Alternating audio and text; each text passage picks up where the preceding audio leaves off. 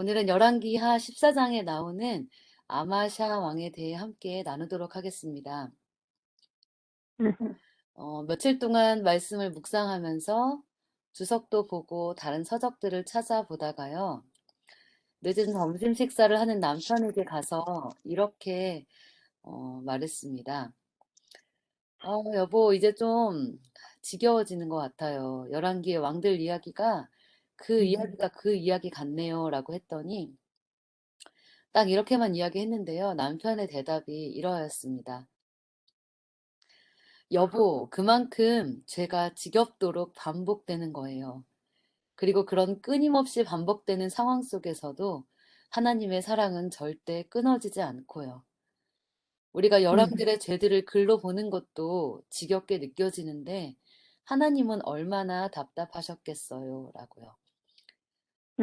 갑자기 정말 제 머리를 탁 치는 것 같았습니다.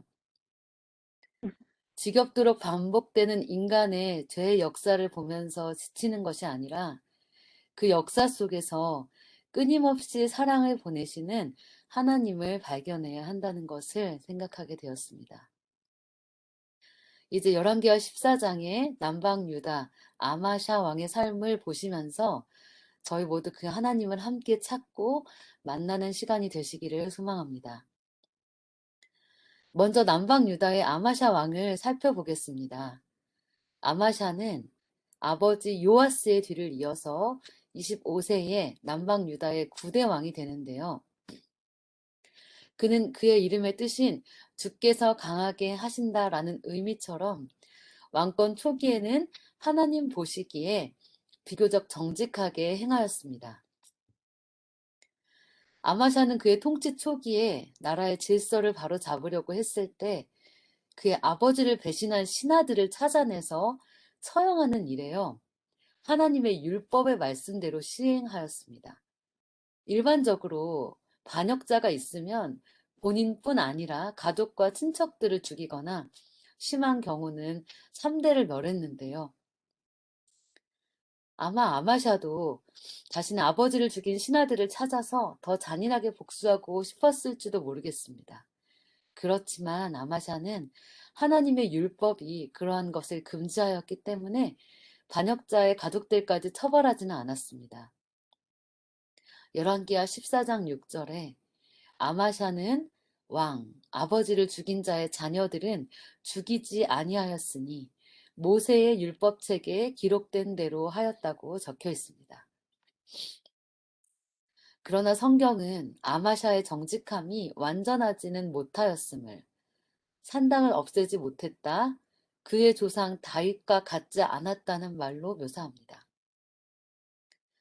역대하 25장 2절에서도 그가 여호와 보시기에 정직히 행하였으나 온전한 마음으로 행하지 않았다고 말합니다. 하나님을 따르기는 하였지만 그의 전심을 다하지 않았던 것입니다. 그의 조상 다윗과 같지 않았다는 그 말. 다윗 왕이나 아마샤나 모두 이렇게 초반에 선정을 하다가 죄를 범한 것은 동일합니다.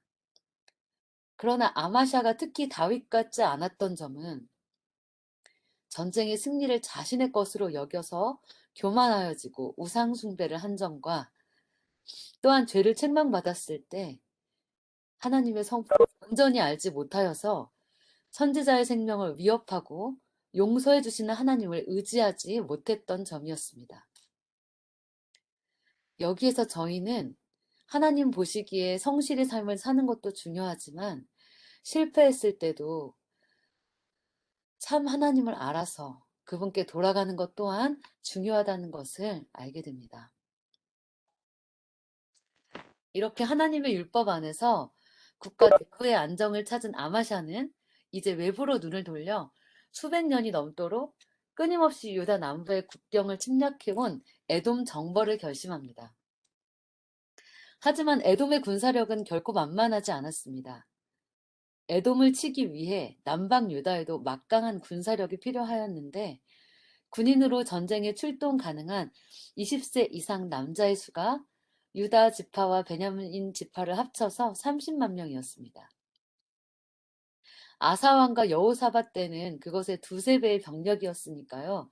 이때 유다는 군사력이 많이 약해져 있었던 상황이었습니다. 이런 정도로는 매우 어려운 전쟁이 될 것이었습니다. 이 전쟁에 대해서 열왕기하 14장에는 아마샤가 영국에서 에돔 사람 1만을 죽였고 크게 승리하였다는 결론만 나옵니다. 좀 더 자세히 그 결과의 과정은 살펴보도록 하겠는데요. 그 과정은 역대하 25장에서 살펴보실 수 있으실 거예요. 초기 왕권을 하나님의 율법 안에서 시작한 아마샤였기에 이 전쟁에서도 그렇게 하여서 승리하였는지 여러분과 함께 살펴보도록 하겠습니다. 역대하 25장부터 보시면요. 아마샤는 자신의 나라에서 30만 명의 군대를 준비하고 난 뒤에 바로 북방 이스라엘에서 큰 용사 10만을 은 100달란트를 주고 고용합니다. 자신의 부족한 군사력을 용병으로 보충하려고 한 것입니다.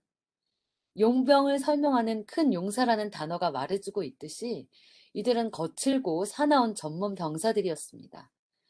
그리고 이들에게 지불한 은 100달란트는요. 지금의 시세로 하면 거의 4천만 달러가 넘는 엄청난 돈이라고 합니다. 하나로 계산해보면 자그마치 400억이 넘는 돈이었던 것입니다. 이렇게 나라의 엄청난 출혈까지 감수하며 데려온 용병 부대였는데요. 그런데 이때 하나님의 사람이 아마샤 왕을 찾아와 이렇게 말합니다. 역대하 25장 7절에 어떤 하나님의 사람이 아마샤에게 나아와서 이르되 왕이여 이스라엘 군대로 왕과 함께 가게 마옵소서. 여호와께서는 이스라엘 곧 온 에브라임 자손과 함께하지 아니하시나니. 선지자의 이 말은 하나님께서 패역한 하나님을 떠난 이스라엘 군대와는 함께 하시지 않기 때문에 패할 것이라는 말이었습니다. 그리고 25장 8절에 왕이 만일 가시거든 힘써 싸우소서. 하나님이 왕을 대적 앞에 엎드러지게 하시리이다. 하나님은 능히 돕기도 하시고 능히 패하게도 하시나이다. 이 성경절의 뜻은 이와 같습니다. 왕이 만일 그런 방법으로 강해질 수 있다고 생각한다면 어디 한번 당신의 전력을 다해보시오. 당신은 성공할 수 없을 것이오 라고요. 하나님의 사자는 아마샤에게 하나님의 도움 없이 인간의 도움에 의지하는 일이 얼마나 어리석은지를 깨닫게 하고자 하였습니다. 전쟁의 승패는 군사의 숫자나 전투력에 달린 것이 아니라 오직 하나님의 손에 달려있기 때문에 갈등하지 말고 용병 부대를 포기하고 유다 군대만 데리고 나가라는 것입니다. 이 말을 들은 아마샤는 하나님의 사람의 말이 틀리지 않다는 것을 깨달았습니다. 두려워서 용병 부대를 사오긴 했지만 그 당시 아마샤는 아직 겸손하고 하나님의 말씀을 존중하였기에 자신이 경솔했음을 솔직히 인정하며 고민을 이야기합니다. 아마샤가 하나님의 사람에게 이르되 내가 100달란트를 이스라엘 군대에게 주었으니 어찌할꼬. 하나님의 사람이 대답하되 여호와께서 능히 이보다 많은 것으로 왕에게 주실 수 있나이다. 막상 용병을 돌려보내려고 하니까요. 이미 은 100달란트라는 어마어마한 거금을 지불한 사실이 마음에 걸린 것입니다. 그들이 되돌려줄 리는 없었습니다. 이렇게 한번 잘못된 결정을 하게 되면 나중에 돌이키려고 해도 그 대가가 정말 큰 것입니다. 그래서 어떤 일이든지 처음부터 하나님께 묻고 그분의 도우심을 구해야 했습니다. 하나님께 묻지 않고 내 힘으로 다 해보다가 마지막 안 될 때 하나님을 찾는 것이 아니고요. 하나님의 사람의 권유를 들은 아마샤는 마침내 결심을 하고 용병들을 돌려보냅니다. 이왕 실수한 것을 깨달았다면 그것에 대해 후회만 할 것이 아니라 대가를 치르고서라도 잘못된 것을 빨리 버리는 것이 낫습니다. 하나님의 사람은 하나님께서 그 손해본 이상을 채워주실 거라고 아마샤를 격려합니다. 실제로요. 나중에 에돔과의 전쟁에서 크게 승리함으로 에돔 땅에서 가져온 전리품들이 용병에게 받은 손해를 만회할 수 있게 해주었습니다. 그런데 이렇게 아마샤가 믿음으로 했음에도 불구하고요. 모든 일이 순조롭진 않았습니다. 분노한 이스라엘 용병들이 돌아가는 길에 유다 여러 마을들을 닥치는 대로 노력하고 3,000명이나 되는 사람들을 무자비하게 살육한 것입니다. 이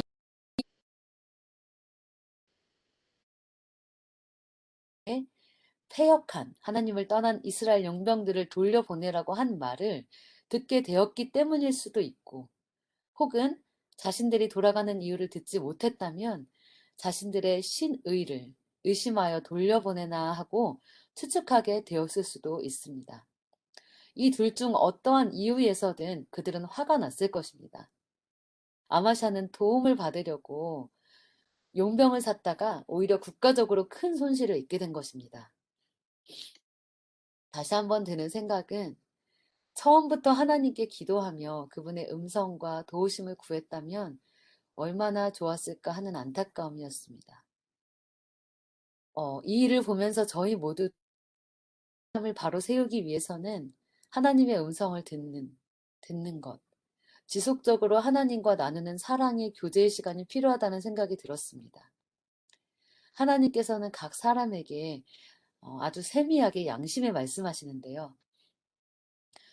평소에는 듣지 않다가 들으려 하지 않다가 갑자기 들으려고 하면 들리지 않기 때문입니다. 이제 용병의 도움을 포기한 아마샤는 유다 군대만으로 싸움에 나아갔는데요. 두려움 대신에 용기가 생겼습니다. 역대하 25장 11절에 아마샤가 담력을 내어 그의 백성을 거느리고 소금 골짜기에 이르러 세일 자손 10,000명을 죽이고, 인간적인 도움을 포기하고 오직 하나님을 의지했기에 얻을 수 있었던 용기 같습니다. 이 전쟁에서 아마샤는 에돔의 군사 10,000명을 죽이고 또 10,000명을 바위 꼭대기에서 밀어 떨어뜨려 죽이는 대승을 거두게 됩니다. 아마샤의 군대는요, 에돔의 수도 셀라까지 점령을 하고요. 그 셀라의 이름을 욕드엘이라고 바꿔버리게 되는데요. 욕드엘의 뜻은 하나님에 의해 정복된 곳이라는 뜻입니다. 아마샤는요, 용병을 포기했는데도 얻은 이 기적 같은 승리에 이 전쟁의 승리는 사람에게서 온 것이 아니라 하나님의 은혜였음을 알았고, 그래서 그곳의 이름을 바꾸게 된 것입니다. 그런데 참으로 안타깝게도요, 큰 승리를 얻고 하나님의 능력을 경험한 왕의 마음이 오래가고 지속될 것 같았지만 그러하지 못했습니다. 이 승리로 인해서 교만해진 아마샤는 자신에게 그 승리를 주신 하나님을 잊어버리고 이제 에돔에서 가져온 고작 전리품인 우상을 숭배하기 시작한 것입니다. 역대하 25장 14절에 아마샤가 에돔 사람을 도륙하고 돌아올 때에 세일 자손의 우상들을 가져다가 자기의 신으로 세우고 그 앞에 경배하며 분향한지라. 너무도 답답하고 안타까운 어리석은 배반이 아닐 수 없었습니다. 에돔을 전쟁에서 승리하게 만들지 못한 거짓 신들에게 아무 능력이 없다는 것을 이미 아마샤는 알았을 텐데 하나님 대신 그 우상들을 숭배하는 죄를 범한 것입니다. 하나님께서는 아마샤의 이 어리석은 행동을 결코 그냥 넘기지 않으시고 즉시 선지자를 보내어 꾸짖으십니다. 15절에요.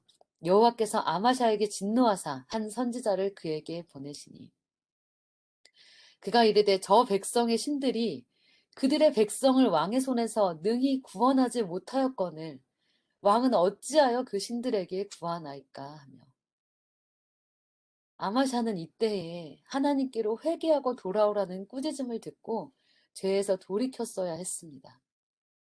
하나님께서 혼내실 때 그것은 여전히 사랑하신다는 회복시켜 주시고 싶은 간절한 마음이 있으시다는 것입니다.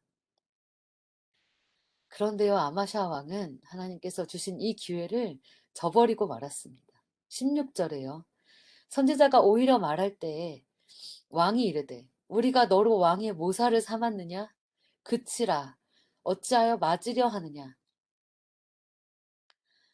잘못을 지적하는 선지자의 말에 회개하는 것이 아니라 상한 감정을 드러내며 반박한 것입니다. 하나님의 선지자에게 좀 약한 표현으로 고쳐서 말씀드리면요. 다치기 싫으면 조용히 해라는 뜻의 협박을 하는 것입니다. 얼마 전 에돔을 공격하려고 이스라엘의 용병을 마음대로 고용했을 때 자기를 찾아온 하나님의 사람의 책망을 듣고 그대로 순종하였던 아마샤는 지금 어디에 있습니까? 그때는 겸손하게 그 말씀을 받아들였기 때문에 용병의 도움 없이도 에돔에게 큰 승리를 거둘 수 있었습니다. 그러나 지금의 아마샤는 에돔과의 전쟁의 승리로 교만이 극에 달해 있었고 감정이 고조되어 이성적으로 하나님의 음성에 귀 기울이지 못했습니다. 하나님의 선지자에게 참지 못하고 분노한 자신의 잘못을 전혀 뉘우치지 않는 왕의 모습을 보면서 이 선지자는 할 수 없이 정말 하고 싶지 않았던 하나님의 최후 심판을 선포하고 말았습니다. 16절입니다. 왕이 이 일을 행하고 나의 경고를 듣지 아니하니 하나님이 왕을 멸하시기로 작정하신 줄 아노라. 이것은 아마샤 스스로가 자신의 행동으로 자신에게 선고를 내린 것이나 마찬가지였습니다. 이 선고를 듣고 회개에 이르지도 못했는데요. 아마샤 왕은 또 다른 전쟁, 즉 돌아가던 그 북방 이스라엘 용병들이 자신의 나라를 노략하고 3,000명을 죽인 것에 대한 복수를 하기로 결심을 합니다. 이미 하나님의 선지자를 배척한 그는 이 전쟁을 계획하면서 너무도 슬프게도 하나님의 음성을 듣기 위해 하나님의 사람에게 상의하지 않았습니다. 완전히 하나님을 떠나 하나님의 뜻에 상반되는 조언을 주는 사람들의 권고에 귀를 기울인 것입니다. 그리고 결국 북방 이스라엘의 요아스 왕에게 전쟁을 선포합니다. 그런데요, 이런 아마샤 왕에게 이스라엘 왕 요아스는 동요아에서 바로 전쟁을 시작하지 않았습니다. 오히려 에돔을 이겼다고 교만하지 말라. 너희 남방 유다는 가시나무 같으니 백향 먹인 자기에게 덤비지 말라고 경고로 그 전쟁 선포를 끝내려고 합니다. 그런데 아마샤는 스스로 화를 자취합니다. 하나님이 계시지 않는 그 전쟁을 시작하고야 만 것입니다. 그리고 그의 이성적이지 못한 판단과 결정 때문에 그의 나라, 남방 유다 예루살렘 성벽이 헐리고 하나님의 전 곳간에 무수히 많았던 금은 기명들을 빼앗겼으며 많은 사람들이 포로로 자신도 잡혀가는 결과를 보고야 합니다. 아마샤의 교만함으로 인해 나라 전체가 극심한 고통을 당하게 된 것입니다. 그리고 역대하 25장 27절은 이 후의 일에 대해 이렇게 설명합니다. 아마샤가 돌이켜 여호와를 버린 후로부터 예루살렘에서 무리가 저를 모반한 고로 저가 라기스로 도망하였더니 모반한 무리가 사람을 라기스로 보내어 저를 거기서 죽이게 하고 아마샤가 여호와를 버렸을 때란 하나님의 도우심으로 에돔에 승리하였지만 오히려 우상 숭배를 시작한 것과 북방 이스라엘의 성급한 전쟁을 일으켜 자신의 나라의 참패를 초래하고 자신까지 포로가 되었을 때를 나타내고 있습니다. 왕이 하나님을 버리니까요, 백성들도 왕을 버리게 된 것입니다. 이렇게 아마샤는 모반한 무리들로 인해 라기스까지 도망하였으나 결국 그곳에서 죽임을 당하고야 마는 비참한 말로를 보여줍니다. 지난번에 말씀드렸던 그의 아버지 요아스의 이야기가 생각나실 것 같아요. 아버지 요아스와 그의 아들 아마샤, 이 두 명의 부자는 시작은 하나님과 함께 창대하였으나 끝은 하나님을 떠나 우상 숭배를 하였고 결국에는 내부의 반란으로 암살되는 비참하고도 정말 똑같은 종말을 보여주었습니다. 누구나 무슨 일을 새롭게 시작할 때는 마음을 굳게 준비하기도 하고 옳은 길을 향하여 나아갈 수 있습니다. 그러나 무엇보다도 중요한 것은 처음에 그 마음이 끝까지 한결 같아야 한다는 것입니다. 다른 것은 다 있더라도 삶 가운데서 도우셨던 하나님의 은혜는 결코 잊지 말아야 하는 것입니다.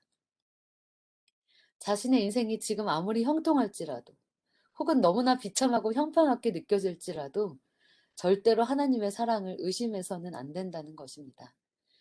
그리고 그분께로 두려움 없이 그러나 겸손히 돌아가야 하는 것입니다. 처음에 말씀드린 대로요. 이 열왕기서를 보다 보면 왕들의 모습이 참으로 실망스럽고 안타깝게 그지없음을 느끼게 됩니다.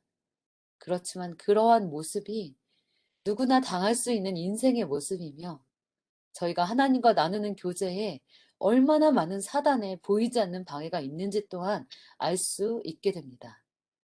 그리고 혹여나 반복되는 인생의 실패가 이어질지라도 이 말씀 속에서 보셨듯이 절대로 포기하시거나 떠나지 않으시는 하나님께서 그 역사 속에 계속해서 함께 해주심에 저희 모두 다시 한번 용기를 내게 되시기를 기억하시고 또 소망합니다. 다가오는 한 주간도 저희 모두 이 하나님의 사랑을 깊이 묵상하시어서 더 그분의 음성에 귀 기울이시고 그분의 음성을 분별하시며 삶 가운데 도움을 얻으시고 큰 힘을 얻으시는 시간 되시기를 바라면서 오늘의 나눔을 마치도록 하겠습니다.